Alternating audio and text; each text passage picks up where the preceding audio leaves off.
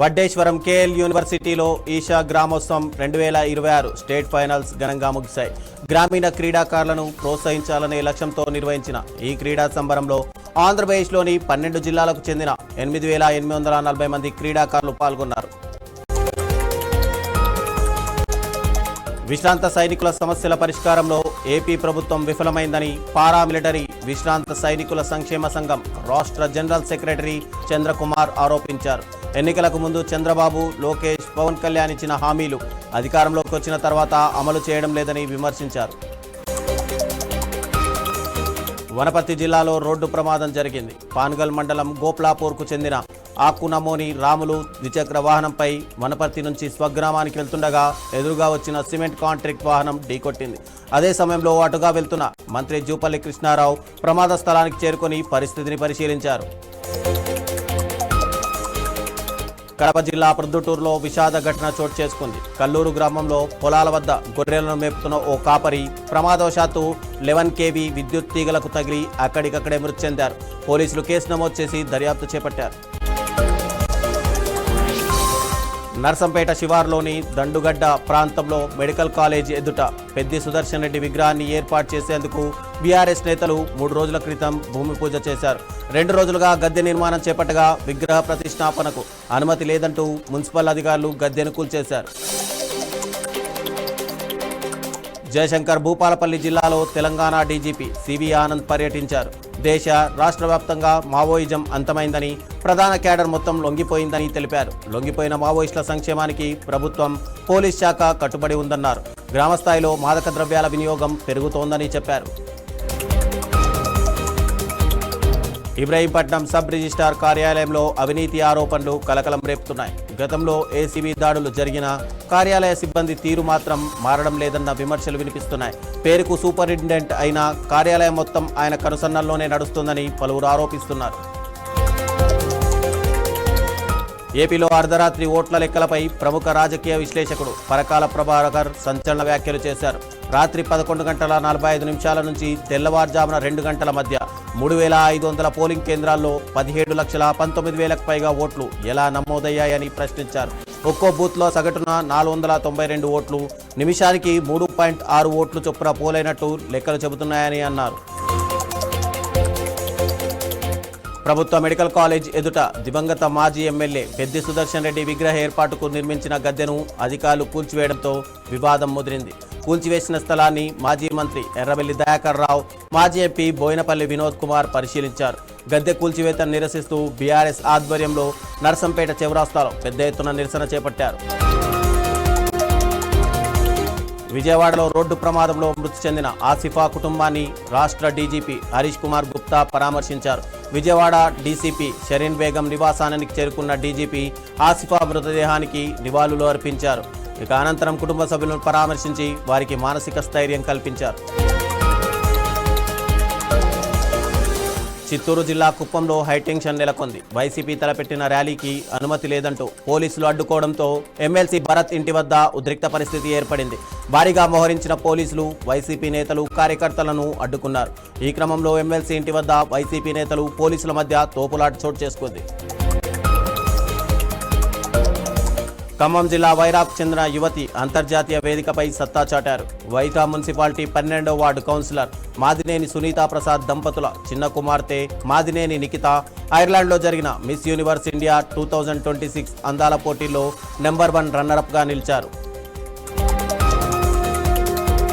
ఖమ్మం జిల్లా వైరాలో అభివృద్ధి పనులకు నిధులు మంజూరు చేయడంపై కాంగ్రెస్ పార్టీ ఆధ్వర్యంలో ర్యాలీ నిర్వహించారు. వైరా మున్సిపాలిటీ 14వ వార్డు ఇందిరానగర్ కాలనీ అభివృద్ధికి ఎమ్మెల్యే మాలోత్ రామ్దాస్ నాయక్ ₹1 కోటి నిధుల మంజూరు చేయడంతో కాలనీ వాసులు ఎమ్మెల్యేకు కృతజ్ఞతలు తెలిపారు. ప్లకార్డులతో ప్రదర్శిస్తూ ర్యాలీ చేపట్టారు.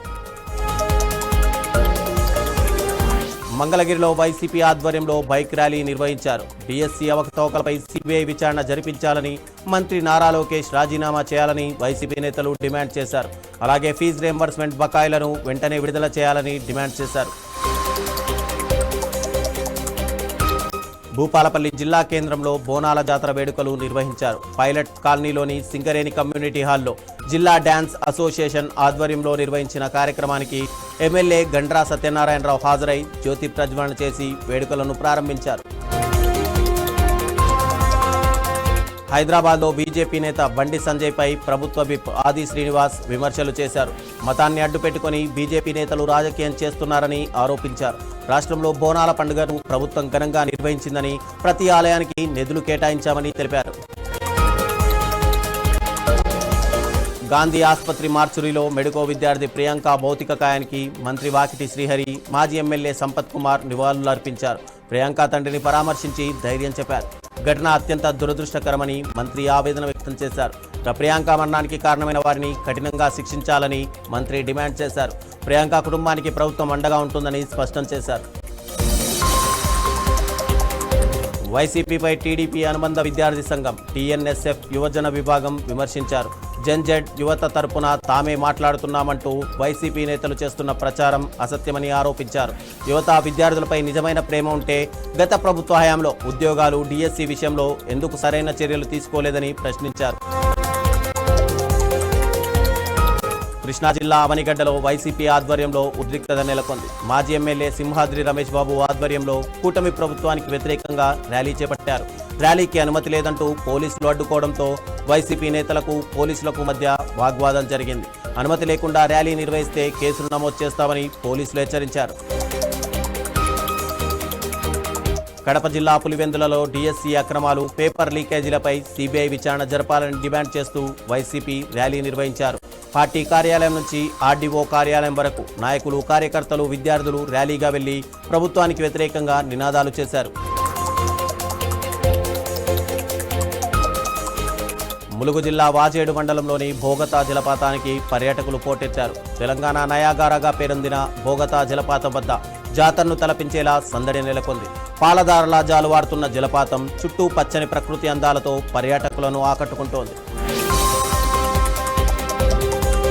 విజయవాడ ఇంద్రకీలాద్రిపై కొలువైన శ్రీ దుర్గా మల్లేశ్వర స్వామి అమ్మవారికి ఆషాఢమాస సారే సమర్పించే భక్తులకు మరో 2 రోజులు మాత్రమే సమయం ఉందని ఆలయ అధికారులు తెలిపారు. సారే, పసుపు, కుంకుమ, గాజులు సాంప్రదాయ పద్ధతిలో సమర్పించాలనుకునే భక్తులు కనకదుర్గా నగర్ వద్ద ఏర్పాటు చేసిన ప్రత్యేక కౌంటర్లలో పేర్లు నమోదు చేసుకుని అనుమతి పత్రం పొందాలని సూచించారు. జూరాల పర్యాటక కేంద్రంలో అక్రమ మద్యం విక్రయాలపై ఆరోపణలు కలకలం రేపుతున్నాయి. చేపల అమ్మకాల మాటున బెల్ట్ షాపులు ఏర్పాటు చేసి మద్యం విక్రయిస్తున్నారన్న ఆరోపణలు వినిపిస్తున్నాయి. ఇక భారీ వర్షాలతో జూరాల ప్రాజెక్టు గేట్లు తెరుచుకోవడంతో పర్యాటకుల తాకిడి పెరిగిన వేళ బహిరంగంగా మద్యం విక్రయాలు జరుగుతున్నాయని అన్న విమర్శలు వినిపిస్తున్నాయి. విజయవాడలో డిఎస్సి అంశంపై వైసీపీ నేత దేవినేని అవినాష్ ప్రభుత్వంపై విమర్శలు చేశారు. డిఎస్సిలో అక్రమాలు జరిగాయని తమ అధినేత జగన్ ఆధారాలతో బయటపెట్టారని, దీనిపై సిబిఐ విచారణను ఎందుకు చేయట్లేదు అని చెప్పి ప్రశ్నించారు. తప్పు చేయకపోతే విచారణకు ఆదేశించాలని డిమాండ్ చేశారు. కడప జిల్లా బద్వేల్లో వైసీపీ నిరసన ర్యాలీ ఉద్రిక్తంగా మారింది. 2025 డిఎస్సి అక్రమాలపై సిబిఐ విచారణ జరపాలని, మంత్రి నారా లోకేష్ రాజీనామా చేయాలని డిమాండ్ చేస్తూ ఆందోళన చేపట్టారు. ఎన్జీఓ కాలనీలోని వైఎస్ఆర్ విగ్రహం వద్దకు MLC DC Govinda Reddy, MLA Dasari Sudha ఆధ్వర్యంలో పార్టీ శ్రేణులు భారీగా తరలివచ్చాయి.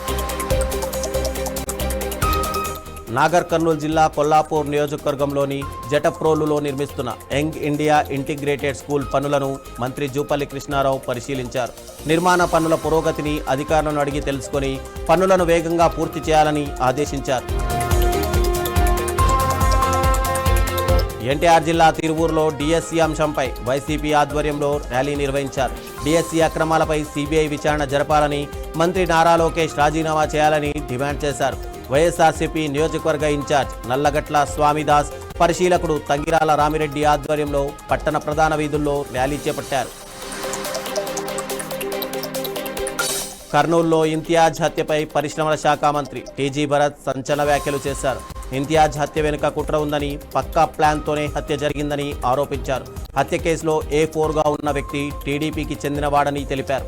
ఇక ఆంధ్రి నదిలో అక్రమ నిర్మాణాలు, ఇంటి స్థలాల కబ్జాపై ఇంతియాజ్ తన దృష్టికి తీసుకొచ్చారని, అక్రమ నిర్మాణాల తొలగింపుపై అధికారులకు సూచించానని చెప్పారు.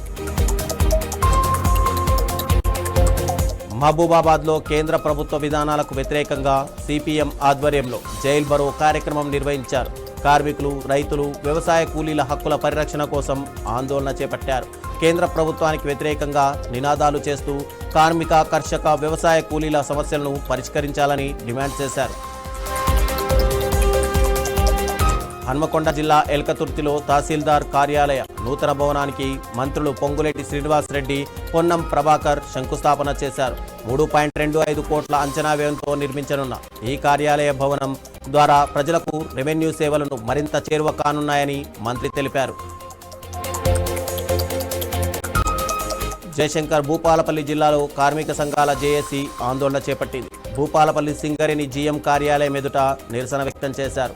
12వ తేదీన వేతన కమిటీ వెంటనే ఏర్పాటు చేయాలని డిమాండ్ చేశారు. కార్మికులకు వ్యతిరేకంగా ఉన్న లేబర్ కోడ్స్ను రద్దు చేయాలని కోరారు. జయశంకర్ భూపాలపల్లి జిల్లాలో మంత్రి శ్రీధర్ బాబు పర్యటించారు. మహాముత్తారం మండలంలో పర్యటించిన మంత్రి పలు అంగన్వాడీ కేంద్రాలను ప్రారంభించారు. అనంతరం సీఎంఆర్ చెక్కులతో పాటు ఇందిరమ్మ ఇళ్ల హక్కు పత్రాలను లబ్ధిదారులకు అందజేశారు. భద్రాద్రి కొత్తగూడెం జిల్లా అశ్వరావుపేటలో అఖిలపక్షం ఆధ్వర్యంలో నిరసన చేపట్టారు. క్విట్ ఇండియా ఉద్యమ స్ఫూర్తితో కేంద్ర ప్రభుత్వ విధానాలను వ్యతిరేకిస్తూ భారీ ర్యాలీతో పాటు జైల్ బరో కార్యక్రమం నిర్వహించారు. కాంగ్రెస్, సిపిఐ, సిపిఎం, సిఐటియు వివిధ కార్మిక సంఘాల నాయకులు, కార్యకర్తలు పెద్ద సంఖ్యలో పాల్గొన్నారు. ఖమ్మం జిల్లా వైరాలో కేంద్ర ప్రభుత్వ విధానాలకు వ్యతిరేకంగా జైల్ బరో కార్యక్రమం నిర్వహించారు. దేశవ్యాప్త పిలుపులో భాగంగా వైరా రింగ్ రోడ్ వద్ద సిపిఎం ఆధ్వర్యంలో చేపట్టిన ఈ కార్యక్రమంలో సిఐటియు, వ్యవసాయ కార్మికులు, మహిళలు, యువత, నిరుద్యోగులు పాల్గొన్నారు. రైతు వ్యతిరేక విధానాలను ఉపసంహరించుకోవాలని, కార్మిక చట్టాలను కొనసాగించాలని డిమాండ్ చేశారు. మల్కాజ్గిరి జోన్లో రాంకీ సంస్థకు పారిశుద్ధ్య పనులు అప్పగించడంపై కార్మికులు ఆందోళన వ్యక్తం చేశారు. దశాబ్దాలుగా ఇదే పనిపై ఆధారపడి జీవిస్తున్న తమ ఉపాధిని కాపాడాలని ప్రభుత్వాన్ని డిమాండ్ చేశారు. తమ కుటుంబాల జీవనోపాధికి భంగం కలిగించవద్దని కార్మికులు ప్రభుత్వాన్ని కోరారు. పాత బస్తీలోని ఉప్పుగూడ మహంకాళి అమ్మవారి ఆలయంలో రంగం కార్యక్రమం ఘనంగా జరిగింది. మాతంగి అనురాధ పచ్చి కొండపై నిలబడి భవిష్యవాణి వినిపించారు. పాపం పెరుగుతోందని, పుణ్యం తగ్గుతోందని, భక్తుల కోరికలను నెరవేరుస్తానని తెలిపారు. అనంతరం ఘటం తొట్టెల ఊరేగింపు వైభవంగా ప్రారంభమైంది. పోతురాజుల నృత్యాలు, బాజా భజంత్రీలతో ఊరేగింపు ఉత్సాహంగా కొనసాగింది. హైదరాబాద్ పాత బస్తీలో పోలీస్ బైక్పై 3 వ్యక్తుల ప్రయాణం చర్చనీయాంశంగా మారింది. చత్రినాకలో జరిగిన ఈ ఘటనను ఓ డెలివరీ బాయ్ వీడియో తీశారు. పోలీసులే ట్రాఫిక్ నిబంధనలు పాటించకపోవడంపై స్థానికులు అసంతృప్తి వ్యక్తం చేస్తున్నారు. ట్రాఫిక్ రూల్స్ సామాన్యులకేనా, పోలీసులకు వర్తించవా అంటూ ప్రజలు ప్రశ్నిస్తున్నారు. మేడ్చల్ జిల్లా చెంగిచెర్లలో కుర్మ సంఘం నూతన కమిటీ కొలువుదీరింది. అధ్యక్షుడిగా భాస్కర్, ప్రధాన కార్యదర్శిగా సతీష్, కోశాధికారిగా కిరణ్ బాధ్యతలు చేపట్టారు. టీఆర్ఎస్ బీసీ విభాగం రాష్ట్ర ప్రధాన కార్యదర్శి నరసింహ నూతన కమిటీకి శుభాకాంక్షలు తెలిపారు. గత కమిటీ సేవలను అభినందించిన నరసింహ నూతన కమిటీ ఐక్యతతో ముందుకు సాగుతూ ఆలయ అభివృద్ధికి కృషి చేయాలని సూచించారు. షాద్నగర్ నియోజకవర్గం కొత్తూరు మండలం గూడూరులో పత్తి రైతు ఆవేదన వెలుగులోకి వచ్చింది. పత్తి సాగుకు పెట్టుబడులు పెరిగినా ఆశించిన దిగుబడి రావడం లేదని రైతు రాజిరెడ్డి ఆవేదన వ్యక్తం చేశారు. ప్రభుత్వం ఎరువుల కొరతను వెంటనే పరిష్కరించి పత్తికి గిట్టుబాటు ధర కల్పించాలని కోరారు. బస్సులో ప్రయాణికుడు మర్చిపోయిన విలువైన వస్తువుల బ్యాగ్ను గుర్తించి తిరిగి అప్పగించి మేడ్చల్ టీజీఎస్ఆర్టీసీ సిబ్బంది నిజాయితీ చాటుకున్నారు. బ్యాగ్లో 2 లక్షల నగదుతో పాటు యాపిల్ ల్యాప్టాప్, పర్సులు, చార్జర్, దుస్తులు, ఆఫీస్ ఐడి కార్డు ఉన్నాయి. ఇక కండక్టర్ గోవింద్ బ్యాగ్ను గుర్తించి అధికారులకు సమాచారం ఇవ్వడంతో కాంటాక్ట్ నెంబర్ ద్వారా ప్రయాణికుడు ప్రశాంత్ను సంప్రదించి డిపోకు పిలిపించారు. అనంతరం వస్తువులన్నింటినీ సురక్షితంగా అప్పగించడంతో ఆర్టీసీ సిబ్బందికి ప్రయాణికుడు కృతజ్ఞతలు తెలిపారు. సంగారెడ్డి జిల్లా జిన్నారం సాంఘిక సంక్షేమ గురుకులంలో విద్యార్థుల మధ్య గ్యాంగ్ వార్ కలకలం రేపింది. 10th ఇంటర్ విద్యార్థుల మధ్య ఘర్షణ చోటు చేసుకుంది. విద్యార్థులను అదుపు చేసేందుకు వెళ్లిన ప్రిన్సిపాల్ను సైతం దూషించడంతో ఆయన పోలీసులకు ఫిర్యాదు చేశారు. సమాచారంతో గురుకులానికి చేరుకున్న పోలీసులు విద్యార్థులపై దాడి చేశారనే ఆరోపణలు వినిపిస్తున్నాయి. ఈ ఘటనలో పలువురు విద్యార్థులకు గాయాలైనట్టు తెలుస్తోంది. ఇక ఘటనపై పోలీసులు విచారణ చేపట్టారు. హైదరాబాద్ పాత బస్తీలోని లాల్ దర్వాజా సింహవాహిని శ్రీ మహంకాళి అమ్మవారి ఆలయంలో ప్రత్యేక పూజలు నిర్వహించారు. పోతురాజు పోసాని అశ్విన్ పోతురాజు వేషధారణకు ముందు అమ్మవారికి పసుపు, బండారు సమర్పించి మొక్కులు చెల్లించారు. పటాన్ చెరువు ప్రభుత్వ ఆసుపత్రిలో కరెంటు కష్టాలు. విద్యుత్ సరఫరా లేకపోవడంతో మొబైల్ టార్చ్ లైట్ల వెలుతురులోనే రోగులకు చికిత్స అందించిన పరిస్థితి నెలకొంది. ఎలక్ట్రీషియన్ అందుబాటులో లేకపోవడంతో ఆసుపత్రిలో చీకట్లు అలుముకున్నాయి. ఇక రోగులు తీవ్ర ఇబ్బందులు ఎదుర్కొన్నారు. కొండాపూర్లో రోడ్డు ప్రమాదం జరిగింది. భిక్షపతి నగర్ సమీపంలోని ఆర్టీఓ కార్యాలయం ప్రధాన రహదారిపై తార్ కారు ద్విచక్ర వాహనాన్ని ఢీకొట్టడంతో ఒకరు మృతి చెందగా మరొకరికి గాయాలయ్యాయి. ఇక ఘటనపై పోలీసులు కేసు నమోదు చేసి దర్యాప్తు చేపట్టారు. భద్రాద్రి కొత్తగూడెం జిల్లా అశ్వరావుపేటలో అధికార కాంగ్రెస్ పార్టీకి షాక్ తగిలింది. కొత్త కావడిగుండ్ల గ్రామంలో కాంగ్రెస్తో పాటు పలు పార్టీలకు చెందిన 50 కుటుంబాలు బీఆర్ఎస్లో చేరాయి. మాజీ ఎమ్మెల్యే మెచ్చా నాగేశ్వరరావు వారికి పార్టీ కండువాలు కప్పి సాదరంగా ఆహ్వానించారు.